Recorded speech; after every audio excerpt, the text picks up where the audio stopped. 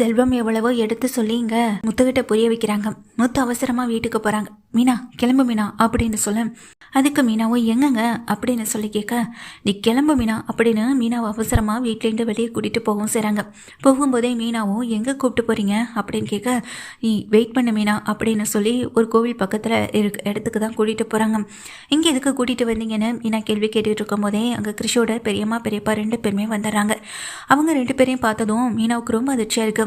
முத்து நீங்கள் சொல்லிகிட்டே இருந்தீங்கள உங்கள் ஒய்ஃபை பற்றி, அடிக்கடி உங்களை பற்றி தாங்க பேசிக்கிட்டே இருப்பார், உங்களையும் வரப்பெல்லாம் பார்க்கலன்னு தான் நினைப்போம், ஆனால் பார்க்கவே முடியாது, இந்த தடவை உங்களை மீட் பண்ணி ஆகணும்னு நினச்சதுனால தான் இங்கே முத்துவும் உங்களை கூட்டிகிட்டு வந்திருக்கார், உங்களை பார்த்ததில் ரொம்ப சந்தோஷம், முத்து மாதிரியான ஒரு ஹஸ்பண்ட் கிடைக்க நீங்களும் கொடுத்து வச்சிருக்கணும், எனக்கு இவர் கிடைச்ச மாதிரி அப்படின்னு சொல்லிட்டு இங்கே கிருஷோட பெரியம்மா மீனாவை பார்த்தோம் முத்துவை பார்த்தோம் பேசுகிறாங்க. முத்துவும் மீனாவும் இங்கே கிருஷோட பெரியம்மா பெரியப்பா பார்க்க இவங்க யாருன்னு எங்கள் மீனா கேட்க, இவங்க வேற யாரும் இல்லை மீனா, கிருஷோட பெரியம்மாவும் பெரியப்பாவும் தான் இது அப்படின்னு சொன்னதுமே மீனா ரொம்ப அதிர்ச்சியில், உங்களை பற்றி இவர் பல தடவை சொல்லியிருக்காருங்க வீட்டில் அப்படின்னு சொல்லிட்டு இருக்காங்க. நாங்களும் கிருஷை ஊர்லேருந்து இங்கே பார்த்துட்டு போகலான்னு தான் நினைக்கிறோம், ஆனால் அவன் எங்கே இருக்கான்னு கூட தெரியலன்னு சொல்ல, அவன் டூர் போயிருக்கான் சீக்கிரமாகவே வந்துடுவான்னு சொல்ல, அப்படியா அப்படின்னு அவர் சொல்லிட்டு இருக்காரு. கிருஷி இப்போ எங்கே இருக்கான்னு உங்களுக்கு தெரியுமான்னு அவர் கேட்கும்போது, கிருஷி எங்கள் வீட்டில் தான் இருக்கான், எங்கள் வீட்டிலேருந்து தான் இப்போ டூர் போயிருக்கான், ஆனால் திரும்பி வரும்போது எங்கே இருப்பான்னு தான் எங்களுக்கு தெரியலைன்னு இங்கே முத்து சொல்ல, என்ன சொல்கிறாரு அப்படின்னு இங்கே அதிர்ந்து போய் கேட்க, உங்ககிட்ட ஒரு விஷயத்தை பற்றி பேசணும், அதுக்காக தான் உங்களை பார்க்கணுன்னு நான் இங்கே வர சொன்னேன்னு முத்து சொல்கிறாங்க. அதை கேட்ட 2 பேரும் கொஞ்சம் அதிர்ச்சியில் இருக்க, என்ன முத்து சொல்கிறீங்க, என்ன விஷயம் அப்படின்னு கேட்க, கிருஷி விஷயத்தை பற்றி தானே சொல்லும்போது, கிருஷி விஷயத்தில் என்ன இருக்குது, அவன் அவங்க பாட்டி கூடயும் அம்மா கூடயும் தானே இருக்கான், அவனை எங்கள் கூட அனுப்புங்கனால அவங்க அம்மா ஒத்துக்க போகிறதில்ல, ஏன்னா கல்யாணி எங்களையவே மன்னிக்கலை, அப்படி இருக்கும்போது அந்த பொண்ணு எப்படி கிருஷி எங்கள் கூட அனுப்பி வைக்க முடியும், அதெல்லாம் அனுப்பி வைக்கிறதுக்கு தயாராக கூட இருக்காது அந்த பொண்ணு அப்படின்னு சொல்லிட்டு இருக்காங்க இங்கே கிருஷியோட பெரியம்மா பெரியப்பா 2 பேருமே. அதை கேட்டதும் இங்கே முத்துவும் மீனா ஒருத்தர் மாற்றி ஒருத்தர் பார்த்துக்கிட, முதல்ல நான் சொல்ல வர விஷயத்த கொஞ்சம் அதிர்ச்சி ஆகாமல் முழுசாக கேளுங்கன்னு சொல்லிட்டு இங்கே தான் வீட்டில் நடந்த விஷயத்த ஒன்று ஒன்றா சொல்ல ஆரம்பிக்கிறாங்க. கிருஷி ஆரம்பத்தில் யாரோ ஒருத்தருடைய பையன், அவன் வந்துட்டு அம்மா இல்லை அப்பா இல்லைன்னு நினச்சி தான் நாங்கள் இருந்துகிட்டு இருந்தோம், ஆனால் அவனுக்கு அம்மா இருக்குது, அந்த அம்மா வேறு யாரும் இல்லை, எங்கள் வீட்டில் இருக்க அந்த ரோஹிணி தான் கல்யாணின்ற விஷயமே எங்களுக்கு இப்போ தான் அந்த விஷயமே தெரியும் அப்படின்னு சொல்கிறாங்க. இதை கேட்டதும் இங்கே வந்து உட்காந்துருக்க கிருஷியோட பெரியம்மா பெரியப்பா 2 பேருமே அதிர்ந்து போக, என்ன சொல்கிறீங்க, கல்யாணி இப்போ உங்கள் வீட்டில் இருக்கான்னு சொல்ல, ஆமாம் அவள் கல்யாணம் பண்ணிட்டு போனது வேறு யாரும் இல்லை என் அண்ணனை தான், அதுவும் இல்லாமல் கல்யாணின்ற பேரை மறைச்சி ரோஹிணின்ற பேரில் எப்படியெல்லாம் ஏமாற்ற முடியுமோ அப்படியெல்லாம் ஏமாற்றி தான் எங்கள் வீட்டுக்குள்ளே நுழைஞ்சியும் செஞ்சுருக்கா, எங்கள் அம்மாவுடைய பணத்தை ஆசையை பணக்கார ஆசையை தூண்டி விட்டு தான் ஒரு பெரிய மலேசியா விட்டு பொண்ணுன்னு சொல்லி ஏமாற்றி எங்கள் வீட்டுக்குள்ளே நுழைஞ்சது மட்டும் இல்லாமல் தனக்கு கல்யாணம் ஆன விஷயத்தையும் குழந்தை இருக்கிற விஷயத்தையும் மறைச்சி தான் என் வீட்டுக்குள்ளே அடி எடுத்து வச்சான், கல்யாணம் ஆகி 2 வருஷத்துக்கு அப்புறம் தான் இந்த உண்மையை எங்களுக்கு இப்போதான் தெரிஞ்சது அப்படின்னு முத்து சொல்கிறாங்க. இதை கேட்டதும் அவங்களால ஏற்றுக்கவே முடியல. என்ன தம்பி சொல்கிறீங்க, நீங்கள் சொல்கிறதெல்லாம் கேட்குறப்பவே எனக்கு ரொம்ப அதிர்ச்சியாக இருக்குன்னு சொல்ல, இப்போது அந்த கல்யாணி எங்கே இருக்கான்னு கூட தெரியல, இப்போது கிருஷி இங்கே எங்கள் வீட்டுக்கு திரும்பி வந்தால் அம்மாவை பற்றி கேட்பான், அதுவும் இல்லாமல் எங்கள் வீட்டில் இருக்க எங்கள் அம்மா நிச்சயமாக கிருஷியை ஏற்றுக்க தயாராகவே இருக்க மாட்டாங்க, எங்கள் இந்த கல்யாணி மேலே இருக்க கோவத்தில் அந்த கோவத்தை எங்கள் கிருஷி மேலே காட்டிடுவாங்களோ, இந்த சின்ன பையனுடைய மனசு காயப்பட்டுருமோன்ற ஒரு பயம்தான் எங்களுக்குள்ளே இருக்குது, அவங்க பாட்டி கூட எங்கே இருக்காங்கன்னு கூட இப்போ தெரியல, ஃபோனை கூட எடுக்க மாட்டாங்க, அதனால் கிருஷை எங்கே எப்படி அனுப்பி வைக்கிறதுன்னு எங்களுக்கு தெரியலை, நீங்கள் வேணும்னா அப்படின்னு சொல்லிட்டு இங்கே பார்க்கும்போது அவங்க 2 பேரும் ஒருத்தர் மாற்றி ஒருத்தர் பார்த்துக்கவும் செய்கிறாங்க. இந்த ஊருக்கு வந்ததே நாங்கள் எதுக்காகன்னு நினச்சிட்டு இருக்கீங்கப்பா அப்படின்னு சொல்லிட்டு 2 பேருமே பார்க்குறாங்க. இந்த ஊருக்கு வந்தது ஒரு பக்கம் ட்ரீட்மெண்ட்டுக்காக இருந்தாலும் இன்னொரு பக்கம் கிருஷை நிரந்தரமாக எங்கள் கூட கூட்டிகிட்டு போகணுன்றதுக்காக தானே அவர் தான் வாயிலேருந்து உண்மையை சொல்ல, என்ன சொல்கிறீங்கன்னு அதிர்ந்து போய் முத்து கேட்குறாங்க. அப்போதான் அங்கே கிருஷியோடைய பெரியப்பா சொல்கிறாங்க, ஆமாம் முத்து, எங்களுக்கு கல்யாணியை பற்றி நல்லாவே தெரியும், ஆரம்பத்தில் நாங்கள் ஒரு சின்ன தப்பு பண்ணியிருந்தாலும் கூட அவளை தேடி வந்தது அவளைக்கிட்டேருந்து மன்னிப்பை நான் வாங்கிக்கிட்டு கிருஷையும் விட்டுட்டு போகிறதுக்காக கிடையாது, நாங்கள் இந்த ஊருக்கு வந்ததே அந்த கிருஷை நிரந்தரமாக அந்த கல்யாணிக்கிட்டேருந்து பிரித்து கூட்டிகிட்டு போகணுன்றதுக்காக தானே சொல்லும்போது, நீங்கள் என்ன சொல்ல வரீங்க, எங்களுக்கு எதுவுமே புரியலையே, அதுவும் ஒரு அம்மா கிட்டேருந்து குழந்தைய பிரிக்கிறது பாவம் இல்லையா அப்படின்னு சொல்ல, இல்லை தம்பி ஒரு கொடூரமான மிருகத்துக்கிட்டேருந்து ஒரு பச்சை குழந்தைய பிரித்து கூட்டிகிட்டு போகிறது தப்பே இல்லை. அந்த குழந்தை அந்த கொடூரமான மிருகத்துக்கிட்ட இருந்தால் அந்த குழந்தையும் அதே மாதிரி ஆயிடும்ல. அந்த மாதிரி நடந்துடக்கூடாது, அவன் எதிர்காலம் நல்லா இருக்கணும்னு நினச்சி தான் இவ்வளோ தூரம் நாங்கள் இங்கே வரவும் செஞ்சோம். அந்த கல்யாணியை நாங்கள் பார்க்கணும், அவகிட்ட பேசணும்னு நினச்சது அவகிட்ட மன்னிப்பு மனசார கேட்கணுன்றதுக்காக கிடையாது. நாங்கள் ஏதோ ஒரு விதத்தில் சின்ன தப்பு செஞ்சிருந்தாலும் கூட அதை விட பெரிய தப்பாக தானே அந்த கல்யாணி எங்கள் குடும்பத்தில் பண்ணிட்டு வந்திருக்கா. நிச்சயமாக அவன் நல்லா இருக்கக்கூடாதுன்றதுக்காக மட்டுமே தான் நாங்கள் இவ்வளோ தூரம் வந்தோம். இப்போ நீங்கள் சொல்கிற விஷயத்தை கேட்கும்போது என்னால் அதை ஏற்றுக்க முடியலை. கிருஷ்ண நிச்சயமாக நாங்கள் நல்லா பார்த்துப்போம். நீங்கள் பார்த்துக்கிறத விட ஒரு பகுதி அதிகமாகவே என் தம்பியுடைய பையன், அவனை நல்லா பார்த்துப்பேன் அப்படின்னு சொல்லிட்டு இருக்காரு. நீங்கள் எதுக்காக இங்கே கல்யாணிக்கிட்டேன்னு நிரந்தரமாக கிருஷ்ண பிரிக்கணும்னு நினச்சிங்க அப்படின்னு முத்துவும் மீனாவும் அவர்கிட்ட கேள்வி கேட்குறாங்க. அவர் சொல்கிற விஷயந்தான் முத்துவுக்கும் மீனாவுக்கும் பெரிய அதிர்ச்சியை கொடுக்குற ஒரு விஷயமாவும் இருக்குது. கல்யாணி நீங்கள் நினைக்கிறதெல்லாம் சரிதான். இந்த மாதிரி பித்தலாட்டம், ஏமாத்து வேலை, மற்றவங்களை காயப்படுத்துறது, ஏமாத்துறதுன்னு எல்லா வேலையும் அவளுக்கு அத்துப்படி. எங்கள் ஓனர், அதாவது எங்கள் ஃபேமிலிக்குள்ளே என்டர் ஆனதே எங்களுடைய சொத்துக்காக மட்டுமே தான் அப்படின்னு சொல்ல, என்ன சொல்கிறீங்க? அப்போ அவங்க அம்மா கட்டாயப்படுத்தி கல்யாணம் பண்ணி வச்சாங்கன்னு சொன்னது எல்லாமே அது எல்லாமே முழுக்க முழுக்க போய் தம்பி. அவள் சொந்த குடும்பத்தை ஏமாத்திட்டுருக்கா. இது எல்லாமே அவள் என் தம்பியை விட்டு போனதுக்கு பிறகு தான் எங்களுக்கு விஷயமே தெரிஞ்சுது. எங்கே அந்த ஓனர் வீட்டில் இருக்கவரை கல்யாணம் பண்ணிக்கணும்னு சொன்னால் தான் வீட்டில் இருக்கவங்க ஒத்துக்க மாட்டாங்களோன்னு முதல்ல பயந்த இந்த ரோகிணி பிறகு அப்பாவுக்கு சாப்பாடு கொடுக்குற விதமாக எங்களுடைய ஃபேக்ட்ரிக்கு அடிக்கடி வர ஆரம்பித்தான். இந்த வருதல் போகுதல் இது எல்லாமே எதுக்கு தெரியுமா? என்னுடைய தம்பியை கல்யாணம் பண்ணிக்கணுன்றது காரணத்துக்காக தான். ஆரம்பத்தில் தன்னை விட 10 வயசு அதிகம் தெரிஞ்சதும் அந்த இடத்த விட்டு பெண் தங்கணும்னு நினச்ச ரோகிணிக்கு எங்களுடைய ஃபேக்ட்ரியும் எங்களுடைய சொத்தும் தான் அவளுக்கு முதல் காரணமாகவும் படமும் செஞ்சுது. அதுக்கு எப்படியாவது அந்த வீட்டுக்கு வரணும்னு நினச்ச இந்த கல்யாணி என் தம்பியை யூஸ் பண்ணிக்கிட்டான். தான் ஒரு ஏழை பொண்ணாக பிறந்து ஏழை பொண்ணாவே சாகிறதுல விருப்பம் இல்லைன்னு நினச்சிருக்கா. அதுவும் இல்லாமல் மற்றவங்க முன்னாடி கை கட்டி நிற்கக்கூடாது, மற்றவங்க தான் தாங்கிட்ட கை கட்டி நிற்கணுன்ற அளவுக்கு யோசிச்ச இந்த கல்யாணி இதுக்கப்புறம் நடக்க போகிற விஷயங்களை அவள் அதை யோசித்து செஞ்சாலா இல்லை பணத்துக்காக செஞ்சாலான்னு கூட எங்களுக்கு தெரியலை. கல்யாணம் ஆன புதுசுலேருந்து என் தம்பியை அவள் படுத்தாத பாடு இல்லை, கொடுமைப்படுத்தாத நாட்கள் இல்லை. ஒவ்வொரு நாளும் அவனை கொடுமைப்படுத்திக்கிட்டே தான் இருப்பான்.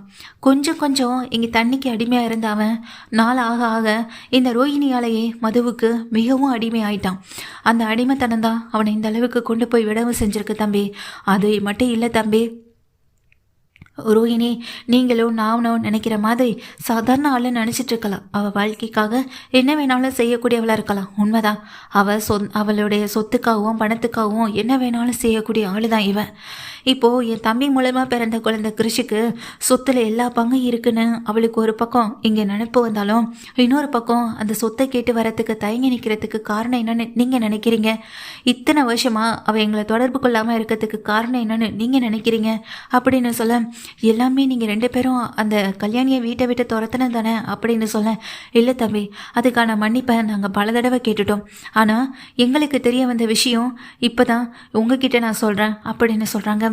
என்ன சொல்கிறீங்க? என் தம்பியோடைய இறப்பில் ஒரு சின்ன சந்தேகம் எங்களுக்கு இருந்துச்சு. நல்லபடியாக வீட்டிலேருந்து ரொம்ப சந்தோஷமாக இனி என் வாழ்க்கையை மாறப்போகுதானே, இனி நான் சந்தோஷமாக இருக்க போகிறேன், ரோஹிணி என்னை ஏற்றுக்க போகிறா, ரோஹிணி கூட நான் சந்தோஷமாக வாழ போகிறேன்னு சொல்லிட்டு வீட்டிலேருந்து கிளம்பி போனவன் பொணமாக திரும்பி வந்தது எப்படி? இப்படி ஏகப்பட்ட கேள்வி எங்களுக்குள்ளே இருந்துச்சு. நிச்சயமாக அவன் தண்ணி அடிச்சுட்டு வண்டி ஓட்டி ஆக்சிடென்ட் ஆகலைன்றது எங்களுக்கு நல்லாவே தெரியும். ஏன் அவனுடைய போஸ்ட்மார்ட்டம் ரிப்போர்ட்டில் கூட அவன் ட்ரிங்க்ஸ் பண்ணலைன்றதான் வந்துச்சு. ஆனால் அதை யாருமே நம்ப தயாராக இல்லை. இந்த குடும்பத்தில் இருக்கவங்க இந்த ரோஹிணிக்கு சப்போர்ட் பண்ணி அப்போவும் அவளுக்கு சப்போர்ட்டாக அவளுக்கு பக்கமாக தான் அவங்க ரிலேட்டிவ்லேருந்து எல்லாமே நிற்க செஞ்சாங்க. ஆரம்பத்தில் எங்கள் ட்ரிங்க்ஸுக்கு அடிமையாக இருந்த என் தம்பி நாலு பெண்ணை திருந்தி வாழணும்னு தான் நினச்சான். ஆனால் அவனை வாழ விடாமல் தினம் சித்திரவதை பண்ணது இந்த கல்யாணி தான். இதுவே என் தம்பி எழுதின டைரி எங்களுக்கு கிடைச்சதுனால தான் இப்போ எங்களுக்கு தெரிஞ்சுது என் உயிருக்கு அந்த ரோஹிணியால் ஆபத்து இருக்கு. சொத்துக்காக என்ன வேணாலும் செய்யக்கூடியவ, சொத்தை மட்டுமே இங்கே அபகரிச்சிட்டு என்னைய விட்டு போகணும்னு நினைக்கக்கூடியவன்னு இங்கே ஏகப்பட்ட டைரியில் வந்துட்டு அவர் நிறையவே எழுதியிருக்கான். நீங்களே படிங்கன்னு சொல்லிட்டு அவர் கொடுக்கவும் செய்ய, முத்துவும் மீனாவும் அந்த டைரியை வாங்கி அப்போ தான் படிக்கவும் செய்கிறாங்க. 2 பேருக்கும் இங்கே முகம் முழுக்க அதிர்ச்சி தான் காத்திருக்கவும் செய்யுது. நீங்கள் சொல்கிறத சத்தியமாக எங்களால் நம்பவே முடியலை அப்படின்னு சொல்ல, எங்களாலேயே நம்ப முடியலை தம்பி. நாங்கள் இந்த ஊருக்கு வந்ததே அதுக்காக தான். அவகிட்ட மன்னிப்பு கேட்குற மாதிரி அவள் பக்கத்தில் நெருங்கி அவகிட்ட இந்த கிருஷியை நிரந்தரமாக பத்திரமா பிரித்து கூட்டிகிட்டு போகணும்னு நினச்சோம். கடைசி வரைக்கும் அவள் எங்கள் கண்ணுக்கு படலை. இப்போ நீங்கள் சொல்கிறத வச்சு பார்க்கும்போது அவள் எங்கே இருப்பான்னு கூட எங்களுக்கு தெரியலையேன்னு சொல்லிட்டு இருக்காங்க. ஆனால் நிச்சயமாக கிருஷியை தேடி வரதுக்கான வாய்ப்பு இருக்குல்லங்கன்னு எங்கள் கிருஷியோட பெரியம்மா சொல்லும்போது இருக்குது. ஆனால் அதே சமயம் அவள் இங்கே இருந்தால் தான் நல்லதுன்னு விட்டுட்டு போகிறதுக்கும் வாய்ப்பு இருக்குல்ல அப்படின்னு சொல்ல, நீங்கள் சொல்கிறதும் சரிதான். கிருஷி எங்கள் கூட இருந்தால் எப்படியாவது இந்த வீட்டில் இருக்கவங்களுடைய மனசை மாற்றி திரும்ப அந்த வீட்டுக்கு வரணுன்ற ஒரு எண்ணம் அந்த கல்யாணிக்குள்ளே ஓடிட்டு இருக்கும். ரோஹிணியும் எங்கள் மீனாவும் சொல்ல, மீனா சொன்னதை கேட்டதும் அதுக்கு முத்துவும், ஆமாம் மீனா நீ சொல்கிறது சரிதான், அந்த பார்லர் அம்மா எவ்வளோ பெரிய கேடியாக இருக்குது அப்படின்னு சொல்லிட்டு இருக்காங்க. ஆனால் எனக்கு என்னமோ நீங்கள் நினைக்கிறது சரிதான். உங்கள் தம்பியோட இறப்புக்கு பின்னாடி முதல் காரணமும் மூல காரணமும் இந்த ரோஹிணியாக தான் இருப்பான்னு எனக்கு தோணுதுன்னு முத்து சொல்கிறாங்க. அதுக்கு கிருஷோட பெரியப்பாவும், அதுக்கு சந்தேகமே இல்லை தம்பி, முழுக்க காரணம் அவளை மட்டும்தான் இருக்கும். அவள் எங்கே இருக்கான்னு மட்டும் எங்களுக்கு தெரிஞ்சா போதும் அப்படின்னு எங்கள் கிருஷோட பெரியப்பா பெரியம்மா 2 பேரும் சொல்ல, அந்த பிள்ளைய கண்டுபிடிக்கிறது அவ்வளோ ஈஸி இல்லையேங்க அப்படின்னு அங்கே கிருஷியோட பெரியம்மா சொல்லிட்டு இருக்கும் போதே முத்துவும் மீனாவும் ஏதாவது யோசிப்போன்னு சொல்லிட்டு யோசனை பண்ணிகிட்டே இருக்காங்க. இப்போ என்ன மீனா பண்ணுறது? நிச்சயமாக பார்வதி ஆண்டி வீட்டுக்கு போயிருக்க முடியாது. ஆண்டியும் அவங்களும் அங்கே ரோஹிணியை தங்க வச்சிருக்க மாட்டாங்க. பின்ன ரோஹிணி வேறு எங்கே தான் போயிருக்க முடியும்னு நினச்சி யோசிக்கிறாங்க. வித்யாவுக்கு கால் பண்ணி கேட்குறாங்க. வித்யா வந்துட்டு விஷயத்த சொல்லிடுறாங்க. இல்லை மீனா எங்கள் வீட்டுக்கு வந்தா, ஆனால் நான் அனுப்பிட்டேன். முருகனுக்கு பிடிக்கல, அதனால் அவளும் இங்கேருந்து போயிட்டான். அது மட்டும் இல்லை மீனா, மகேஸ்வரி வீட்டில் கூட அவளை சேர்த்துக்க முடியாதுன்னு அவங்க ஹஸ்பண்ட் சொல்லிட்டாங்க. அதனால ரோஹிணி அங்கேயும் போகல. நீங்கள் வேணா பார்வதி ஆண்டிகிட்ட கேட்டு பாருங்களேன்னு சொல்லிட்டு எங்கள் வித்யா சொல்லும்போது மீனா உடனே பார்வதி ஆண்டிக்கு கால் பண்ணுறாங்க. இல்லை மீனா, நான் கூட செலவுக்கு பணம் வச்சுட்டு கொடுத்த பாவமாக இருந்ததுன்னு, ஆனால் அதை கூட ரோஹிணி வாங்காமல் இங்கேருந்து கிளம்பி போயிட்டான். எங்கே போயிருப்பான்னு கூட எனக்கு தெரியலன்னு சொல்ல அவங்க அம்மாவுக்கு கால் பண்ணால் அவங்களும் கால் அட்டன் பண்ண மாட்றாங்க. ஒருவேளை அவங்க அம்மாவை தேடி போயிருப்பாங்களான்னு சொல்லி யோசிக்கிறாங்க மீனாவும். இல்லை மீனா, அதுக்கு வாய்ப்பே இல்லை. ரோஹிணி அவ்வளோ சீக்கிரத்தில் இந்த மனோஜை விட்டு விலகக்கூடிய ஆள் இல்லை. நீயே பார்த்தல போகும்போது என்ன பேசிட்டு போணுச்சுன்னு. நிச்சயமாக ரோஹிணி இங்கே தான் எங்கேயாவது இருக்கணும். யாரோ ஒருத்தவங்க தான் இங்கே ரோஹிணியை அடைக்கலமாக தான் வீட்டில் தங்க வச்சிருக்கணும்னு சொல்லும்போது இங்கே மீனாவுக்கு முத்துவும் யோசனை பண்ணிட்டு இருக்கும் போதே முத்துக்கு சந்தேகம் வந்துடுது. ஏன் மீனா, அந்த சிந்தாமணி எதுக்காக ரோஹிணி அந்த வீட்டில் வச்சிருக்க கூடாது அப்படின்னு சொல்லி கேட்க, சிந்தாமணியா அப்படின்னு அதிர்ந்து போகிறாங்க. இங்கே மீனாவும், ஆமாம் மீனா, எனக்கு என்னமோ அந்த சிந்தாமணி வீட்டில் தான் ரோஹிணி இருக்கணும்னு ஒரு சந்தேகம். எனக்கு கன்ஃபார்மாக அங்கே தான் இருப்பான்னு தோணுதுன்னு சொல்ல, இல்லை இந்த நேரத்தில் நம்ம சிந்தாமணி வீட்டில், ஆனால் சிந்தாமணி தான் வீட்டில் வச்சிருப்பான்னு மட்டும் நம்ம எதிர்பார்க்கக்கூடாது மீனா. அந்த சிந்தாமணி ஏகப்பட்ட பேர்கிட்ட இங்கே வட்டிக்கு பணம் கொடுக்குறன்ற பேரில் பணத்தை கொடுத்து வீட்டை அடித்து புடுங்கி வாங்கியிருக்கவன். எந்த வீட்டில் வேணாலும் சிந்தாமணி அந்த ரோஹிணியை தங்க வச்சிருந்துருக்கலாம். ஆனால் அந்த ரோஹிணி எங்கே இருக்கான்னு கண்டுபிடிக்கிறதா நமக்கு இருக்க ஒரே வழி அப்படின்னு சொல்ல, சரிங்க அது எப்படிங்க கண்டுபிடிக்கிறதுன்னு சொல்லிட்டு இங்கே கேட்குறாங்க. அது ஒன்றும் பெரிய விஷயம் இல்லை மீனா, இங்கே பலகுரலுக்கு ஃபோன் போட்டு வர சொல்லுன்னு சொல்லிட்டு இங்கே ஸ்ருதிக்கு ஃபோன் போட்டு மீனா வந்துட்டு வர சொல்கிறாங்க.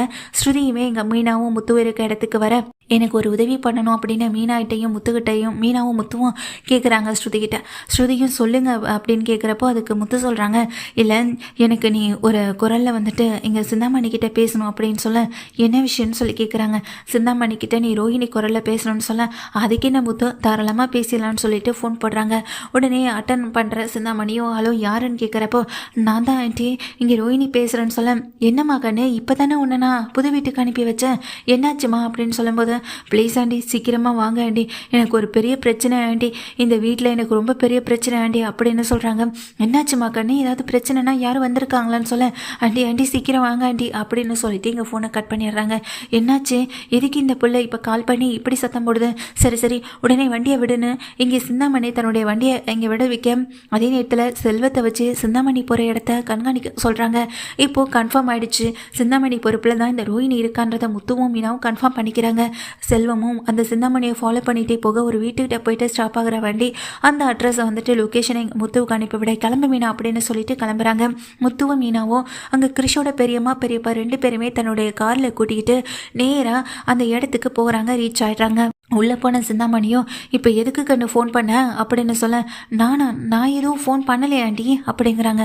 நீ தானே எனக்கு கொஞ்சம் நேரத்துக்கு முன்னாடி ஃபோன் பண்ண, என்ன ஏதாச்சும் பிரச்சனையா அப்படின்னு சொல்லி கேட்க, ஆண்டி நான் என்கிட்ட ஃபோன் கூட இல்லை ஆண்டி இப்போ அப்படின்னு சொல்ல, பின்ன எனக்கு யார் ஃபோன் பண்ணது அப்படின்னு அது வந்து போய் நிற்கும் போது தான் எங்கள் கார்லேருந்து கிருஷோட பெரியம்மா பெரியப்பா அவங்க 2 பேரும் இறங்கி வரதே அந்த ரோஹிணி பார்க்குறாங்க.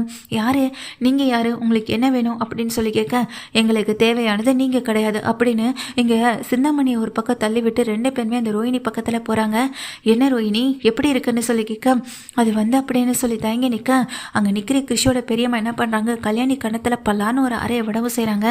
ஏண்டி நீ இருக்க இருப்புக்கு இவ்வளோ பெரிய இடத்துல ஏமாற்றி போய் வாழ்ந்துக்கிட்டு இருக்க அப்படின்னு சொல்லி திட்டுறது மட்டும் இல்லாமல், இந்த விஷயமே எனக்கு முத்து சொல்லி தாண்டி தெரியும், முத்து மட்டும் சொல்லலைன்னா எங்களுக்கு விஷயமே தெரிஞ்சிருக்காது அப்படின்னு சொல்கிறாங்க.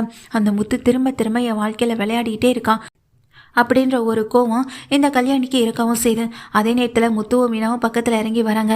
சிந்தாமணி அவங்களெல்லாம் பார்த்து அதிர்ந்து போய் நிற்க, இதுங்க ரெண்டு எப்படி இந்த இடத்த கண்டுபிடிச்சதுங்கன்னு அதிர்ச்சியில் நிற்கிறாங்க. முத்துவும் மீனாவும் பக்கத்தில் போக, என்ன பார்லரம்மா, இந்த விஷயம் எனக்கு இவங்க மூலமாக தான் தெரிஞ்சுது. இவங்க மூலமாக தான் நீ யார் என்னன்ற மொத்த டீட்டெயில்ஸையும் நான் தெரிஞ்சுக்கிட்டேன். உன் கல்யாண ஃபோட்டோ மட்டும் என் கைக்கு சிக்காமல் இருந்துச்சுன்னா இந்நேரம் நீயும் தப்பிச்சுட்டே இருந்திருப்பேன், மீனாவும் உன்னை காப்பாற்றிட்டே இருந்திருப்பான்ல அப்படின்னு சொல்லிட்டு முத்துவும் கேள்வி கேட்கும் போதான் ரோஹிணிக்கு உண்மையான விஷயம் என்னன்னே தெரியுது. மீனா மூலமாக விஷயம் தெரியலன்றதை வந்துட்டு ரோஹிணி புரிஞ்சுக்கவும் செய்கிறாங்க. அதே நேரத்தில் அங்கே நின்றுட்டு இருக்க 2 பேரும் ரோஹிணியை போட்டு அடிக்கிறாங்க. எவ்வளோ திமிரு இருந்தால் என் தம்பி வாழ்க்கையில் விளையாடி இருந்திருப்பேன், உன்னெல்லாம் மன்னிக்கவே மாட்டேன்டி. இது என் தம்பி எழுதின டைரி, உன்னை பற்றின ஒவ்வொரு விஷயத்தையும் அவன் அப்படி எழுதியிருக்கான். இருந்தாலும் அவனுக்கு ஒரு சின்ன சந்தோஷம், உன் கூட சேர்ந்து சந்தோஷமாக வாழ்ந்துட மாட்டோமான்னு. ஆனால் அவனை கடைசி வரைக்கும் நம்ப வச்சு கழுத்தறுத்தவனி, நம்ப வச்சு ஏமாத்தினவனி. அவனுக்கு வெளியே போகும்போது கூட நீ தானடி அவனை வெளியே அனுப்பின அப்படின்னு சொல்லிட்டு அங்கே கிறிஷோட பெரியப்பா அந்த கல்யாணியை பார்த்து கேள்வி கேட்குறாங்க. கல்யாணி அப்படியே அதிர்ச்சியில் என்ன பேசுறதுன்னு தெரியாமல் நின்றுட்டு இருக்கு. இவகிட்டலாம் என்னங்க பேச்சு, நம்ம தம்பி மரணத்தில் சந்தேகம் இருக்குது, இவன் மேலே போலீஸ் கம்ப்ளைண்ட் கொடுத்து இவளை உள்ள தூக்கி வச்சு முட்டி தட்டினா போதும், இவ வாயிலேருந்தே உண்மையெல்லாம் வெளியே வந்துடும் சொல்ல. அவ்வளோ சாதாரணமாக அவ்வளோ ஈஸியாலாம் இந்த பார்லரம்மா வாயிலேருந்து உண்மையை வரவழைக்கவே முடியாது. ஏன்னா இது சரியான கல் மாதிரி இருக்காள். தனக்காக தன் வாழ்க்கைக்காக எவ்வளோ பொய்ய வேணாலும் சொல்லுமே தவிர தன் வாழ்க்கை அழிஞ்சு போகுதுன்னா அதுக்காக உண்மையை சொல்லக்கூடிய நிலைமையில கூட இது வந்து நிற்காது. எப்பப்பா எங்கள் வீட்டிலேருந்து இது சொல்லாத பொய்யா என்ன? அதனால தான் சொல்கிறேன், இதுக்கிட்டேருந்து உண்மையை வரவழைக்கணும்னு அவ்வளோ ஈஸியாக நினச்சிடாதீங்க. அதுக்கெல்லாம் ஏகப்பட்ட வழி அங்கே போலீஸ் ஸ்டேஷன்லேயே கொடுப்பாங்க. கரண்ட் ஷாக்லேருந்து இங்கே ஏகப்பட்ட ட்ரீட்மெண்ட்டை கொடுத்து அவங்க உண்மையை வரவழைப்பாங்க அப்படின்னு எங்கள் முத்துவும் சொல்லிட்டு இருக்கேன். கரெக்ட் தான், இதுக்கப்புறம் நாங்கள் தாமதிக்க மாட்டோம். இனி உன் பையன் கிறிஷும் உன் கூட இருக்கவே போகிறதில்ல. கிறிஷை இனி முழுசாக நாங்கள் தான் பார்த்துக்க போகிறோம், நாங்கள் தான் கவனிச்சுக்க போகிறோம். இனி அவனுக்கு அம்மா அப்பான்னு எல்லாமே நாங்கள் 2 பேரும் மட்டும்தாண்டி அப்படின்னு இங்கே கிறிஷோட பெரியப்பாவும் பெரியம்மாவும் அங்கே நின்றுக்கிட்டு இருக்க ரோஹிணியை பார்த்து சொல்ல, ரோஹிணியை அழுகுறாங்க. கையெடுத்து கும்பிட்டு ப்ளீஸ் விட்டுருங்க, என் பையனை என் கூட விட்டுருங்கன்னு சொல்லிட்டு அழுகுறாங்க. ஆனால் அதையெல்லாம் இங்கே இவங்க 2 பேரும் கேட்க தயாராகவே இல்லை. எதுக்கு, என்னது உன் பையனை கிறிஷை நாங்கள் விடணுமா? அவன் இனிமேல் உன் பையனே இல்லைன்னு சொன்னதுக்கு பிறகு அவனை நாங்கள் எதுக்கு விட போகிறோம்? அவனை நாங்கள் எப்படி ஆளாக்கி வளர்க்க போகிறோன்னு மட்டும் பாரு. உன்ன மாதிரி மட்டும் அவனை நாங்கள் வளர்த்துறவே மாட்டோம். பணத்துக்காகவும் எதை வேணாலும் நீ செய்யக்கூடியவ. பணத்துக்காக தானே இப்போ நீ மனோஜ் கல்யாணம் பண்ணியிருக்க, இல்லை வேறு எதுக்குமான்னு சொல்லி கேட்கும்போது ரோஹிணி அதிர்ந்து போய் பார்க்குறாங்க. என்னடி பணத்துக்காக தானடி என் தம்பி பின்னாடி சுற்றினேன், என் தம்பியை கல்யாணம் பண்ணிக்க ட்ராமா பண்ணி அவன் பின்னாடியிலேருந்து இங்கே கல்யாணமும் பண்ணினேன், இப்போ என்னடி இவ்வளோ ட்ராமா பண்ணிக்கிட்டு இருக்க அப்படின்னு சொல்லிட்டு கிறிஷோட பெரிய பார்த்துட்டேன். ப்ளீஸ் இனி இந்த மாதிரி கேவலப்படுத்தாதீங்கன்னு சொல்ல, உண்மையை தான் சொல்கிறேன், நீ இந்த உலகத்திலே பிறந்த கேவலமான ஜென்மம், பெத்த மகனையே அத்தனை சொல்லி கூப்பிட சொன்னவ. அப்படிப்பட்ட உனக்கு எதுக்கடி அந்த பையன்? அவனை நாங்கள் சீரு சிறப்புமாக பார்த்துக்கிறதுக்கு நாங்கள் இருக்கோம். அது மட்டும் இல்லை, அவனை வச்சு சொத்தை வாங்கணும்னு கூட நீ யோசிச்சிருப்பேன். இந்த உண்மையெல்லாம் எங்களுக்கு தெரிஞ்சிருமோன்ற பயத்தில் தானே எட்டி கூட பார்க்காம இருந்தேன். எல்லா உண்மை எங்களுக்கு தெரிஞ்சு போச்சு. கிருஷிக்கானது கிருஷிக்கு மட்டுமே தான் போய் சேரும். அதை அனுபவிக்க இனி உன்னால் முடியாது. நீ அனுபவிக்க வேண்டிய இடம், வாழ வேண்டிய இடமும் இது கிடையாது. இனி நீ இருக்க போகிற இடமே வேறன்னு சொல்லிட்டு ஜெயில் தான்னு சொல்கிறாங்க. இதை கேட்டதும் ரோஹிணி அதிர்ந்து போக பக்கத்தில் வந்த மீனா சிந்தாமணியை பார்த்து, இவளை வச்சு ஏதாவது காய் நகர்த்தணும்னு பிளான் பண்ணிட்டு இருக்கே சிந்தாமணி, உன்னால் என்றைக்குமே நேரடியாக மோத முடியாதா? மறைமுகமாக தான் மற்றவங்க பின்னாடி இருந்து தான் மோதுவியா உனக்கெல்லாம் அப்படின்னு இங்கே மீனா கோவத்தில் கண்டபடி திட்டுறாங்க. சிந்தாமணியை அசிங்கப்பட்டு நிற்கிறாங்க இங்கே சிந்தாமணியும். மொத்தத்தில் ரோஹிணி சொன்ன பொய்க்கு எல்லாமே இங்கே சரியான தண்டனையும் கிடச்சிருக்கு. அப்போ தான் ரோஹிணி இவ்வளோ பெரிய ஒரு ஏமாத்துக்காரியான்றதையும் புரிஞ்சுக்கவும் செய்கிறாங்க எங்கள் சிந்தாமணியும். இங்கே ரோஹிணியை வந்துட்டு கைது பண்ணி அங்கே ஸ்டேஷனில் வைக்கணுன்றதில் ஒரு முடிவாகவும் தெளிவாகவும் இருக்காங்க இங்கே கிறிஷோட பெரியம்மா பெரியப்பா 2 பேருமே.